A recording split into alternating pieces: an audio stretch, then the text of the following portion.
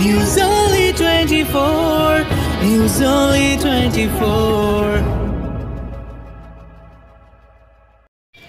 নমস্কার, আমি সন্তু পাত্র, ঝাড়গ্রাম জেলার সাঁকরাইল এবিএস মহাবিদ্যালয়ের স্টুডেন্ট। এটা সত্যি আমাদের জন্য একটি গর্বের মুহূর্ত, বিশেষ করে বাংলার এবং দেশের জন্য। শ্রীমতী মমতা বন্দ্যোপাধ্যায়, যিনি দেশের অন্যতম শ্রেষ্ঠ নেত্রী, এবার অক্সফোর্ড বিশ্ববিদ্যালয়ে সামাজিক উন্নয়ন, শিশু ও নারী সক্ষমতা নিয়ে বিশেষ কিছু বক্তব্য রাখতে চলেছেন।